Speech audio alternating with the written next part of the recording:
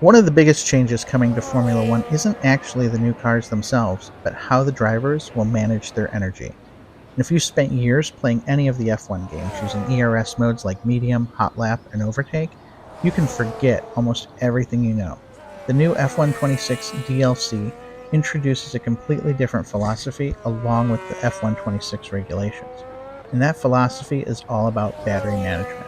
So today, we're going to break down every energy mode in the F126 DLC and explain exactly what it does, when you should use it, and most importantly, how to use it strategically over an entire race. Because trust me, when you race in the 26 DLC, the fastest drivers won't be the ones with the best pace, they'll be the ones who manage their energy the smartest. So let's get into it.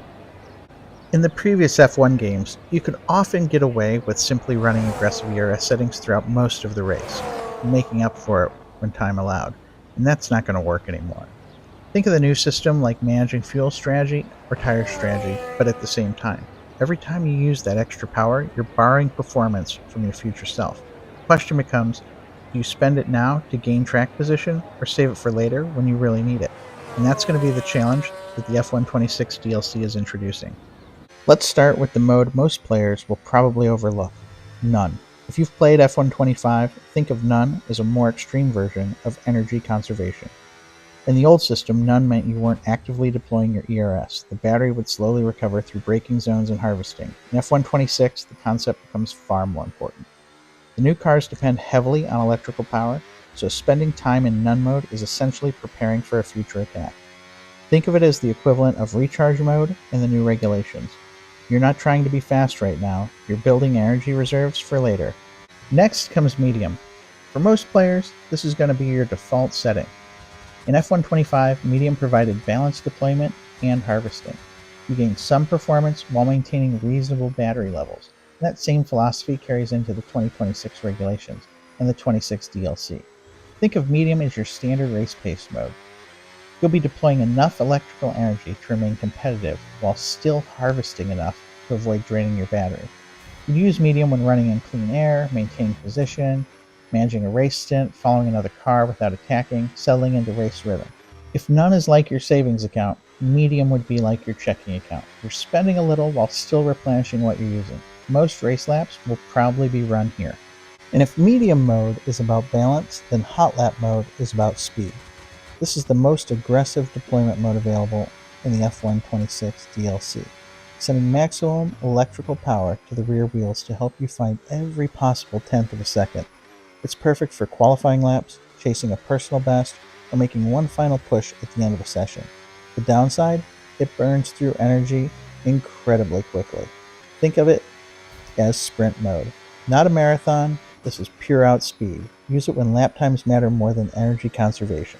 Boost mode is your attack button. Unlike Hotlap, which spreads energy deployment around an entire lap, Boost is designed for one purpose, making a pass. It unleashes the maximum amount of electrical energy available, giving you a huge burst of acceleration when you need it most. The catch? Timing is everything. Boost consumes energy faster than any other mode in the game. If you leave it activated too long, you can burn through an entire battery charge in just a few seconds.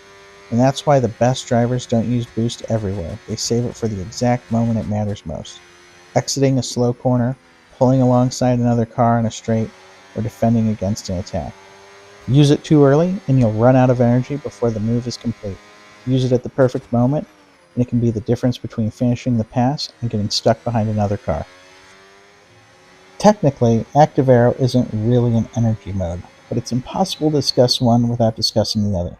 The 2026 cars feature two primary aerodynamic states, corner mode and straight mode. Corner mode provides maximum downforce, maximum grip, maximum confidence. Straight mode reduces drag and increases your top speed. What's fascinating is how Active Aero works together with the energy system. Imagine two cars on the same straight. One is simply using straight mode, the other is using straight mode plus boost. The second car is going to be significantly faster. Now add overtake mode on top of that. The performance difference becomes even larger. This creates a much more dynamic racing environment, and drivers aren't simply opening a rear wing anymore. They're actively managing multiple systems simultaneously to keep the car moving around the track. And that's where strategy becomes incredibly important. The hierarchy looks like this. None, save energy. Medium, maintain energy. Hotlap boost, spend energy. Overtake, spend it all. That's the easiest way to understand the entire system. How should you actually manage these systems during a race? Let's break it into phases. The attack phase. You're chasing another car. Use straight mode. Use boost. Use overtake when the opportunity presents itself to pass. This is when you're spending energy. Then we have the defensive phase. Someone's attacking you. Use boost strategically on corner exits. Protect track position. Don't burn your entire battery defending a position you may lose anyways. Then we have the recovery phase. Recharge, harvest energy, prepare for the next battle. Tire management phase. Use moderate deployment, focus on consistency, allow your battery reserves to rebuild. And then we have the final phase, the last few laps. This is where all that discipline pays off. If you've managed energy properly throughout the race, you can unleash everything. Boost, overtake, aggressive deployment, attack mode. The drivers who planned ahead will have options. The drivers who spent everything early won't.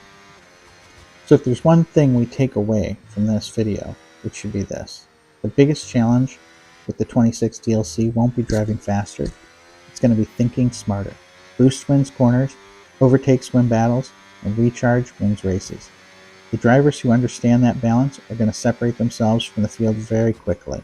And personally, I think this could be one of the most interesting gameplay changes we've seen in years because it adds another layer of strategy beyond tires, fuel, setup, etc.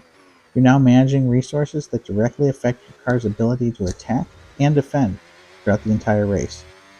What are your thoughts? Does the new DLC add an exciting strategic element or just overcomplicate things?